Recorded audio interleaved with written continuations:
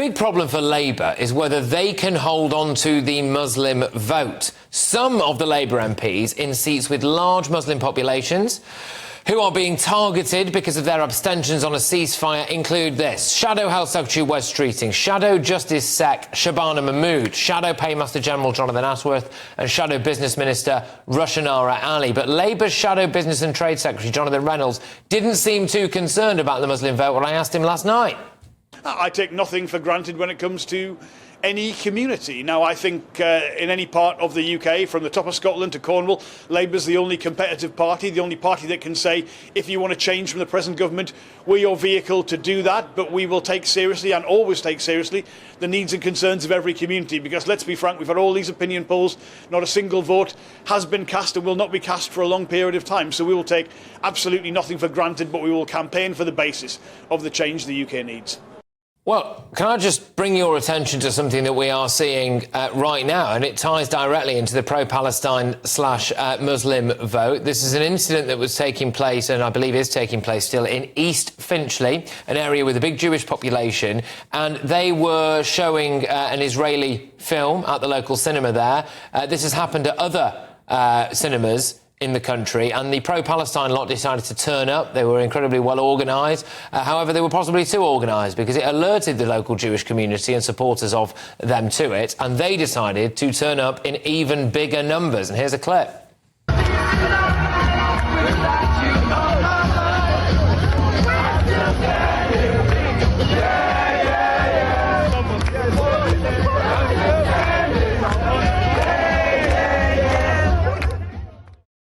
They've had enough, haven't they? They've had enough. I welcome now the director of the Oxford Islamic Information Centre, Dr Sheikh Ramzy. Look, thank you very much for coming on. I'm just going to put this tweet to you now, which is a response to Keir Starmer's election campaign launch, which says their Operation Muslim Vote begins. What do you know what that means?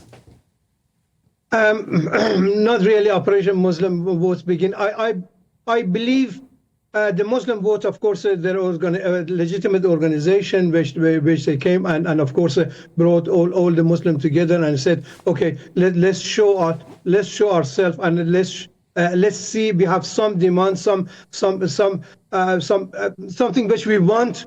For example, 10 or 15 points they raised. They said, okay, if anybody wants our votes, because around, I said around 4 million Muslims in this country. He said if they want our vote, they come and help us. I'm sure about that. Which Keir Starmer, in the time will talk to the Muslim vote, or will talk to all Muslims and find what they need when they come to the government, what they need, and bring him back. Because I believe in the several years, is in decades, which the Muslim vote in the Labours, but now they turn to, for example, independent, because they did not want to the. Well, you mentioned independence. And that's a really key point. I think it's going to have a big impact at this election. We rattled off some people there. Now there is a guy who did very, very well at the West Midlands mayoral election,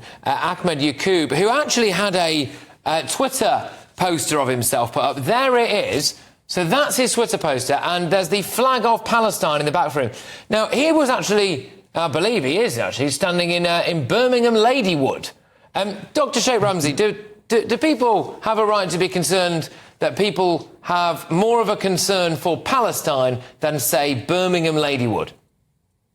Yes, of course, it's very important. Palestine at the moment is in the heart of the Muslim, not here, everywhere. And again, it's not only just a Muslim. You can see the world they are trying. It's not Palestine, but it's a humanitarian things which they see. For example, they see there is no food, there is no medicine, there is no hospital, there is no schools, there is no universities. These are the people around the world, including Muslim, of course. They look for it and they say, this is not right in the 21st century. Let's sort it out. Let's bring a ceasefire. Let's feed everybody. Let's, for example, take all the hostages back.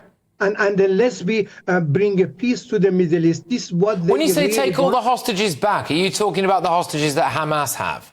That's right. They should. Yeah, They should. okay. The Hamas they should take us back, and should be ceasefire. Should be two-state solution. This is a what? And Right. of course, if the labor, for example, where they didn't want to give the labor the vote because labor did not go follow the ceasefire. That's what. That's what it's all come down to. I get that it's really, really inflamed when the Labour Party initially didn't back a ceasefire. You mentioned there things that are not right in the 21st century, OK? Now, I put it to you that we have seen months and months of anti-Semitism and outright hatred on the streets of London. But tonight, the capital's Jewish community seems to be fighting back. These pictures show anti-Israeli graffiti that was sprayed across the entrance of the Phoenix Cinema in East Finchley. It's in North London, OK? It is horrendous, that. But then the local community there decided that they were going to push back,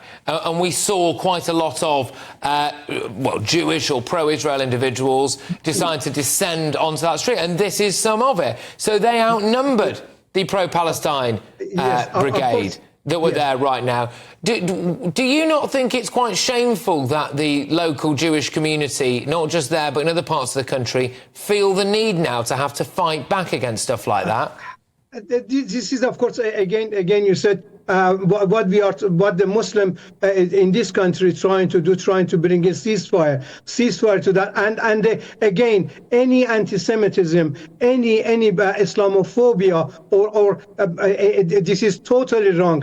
Everybody have to get together, unite to eradicate Islamophobia and anti-Semitism, because the people are people. You know, we are not politicians. Of course, many of them they want to have some right, and of course, you can see Jewish people. Is a vote for more independent, overtly pro-Palestine politicians, though, not a vote for more sectarian violence on the streets of Britain? I don't understand it very well what you're saying, but the important thing is if they have independent, if the independent says yes, I am going to be there, and I'm going to ask for what you people which I'm serving are asking me. That is a right. That is a democratic things which they do, and I'm sure if they do it a little bit wrong, they're going to get sacked or they're going to get disciplined. Therefore, there is, and I would have thought it is very important to ceasefire and come and two-state solution. Thank you. Can I say thank you very much? That's Dr Sheikh Ramzy there for coming on. So great to have you on the show. You're right about one thing, that's for sure, which is that we do live in a democracy, and we all have the right to go and vote for someone if we want. And people can moan about things all they want, but if you elect people who are pro-Palestine independent candidates in your local area, or the people do, then that's the way the election works. If you don't like it, then you go out and vote, don't you?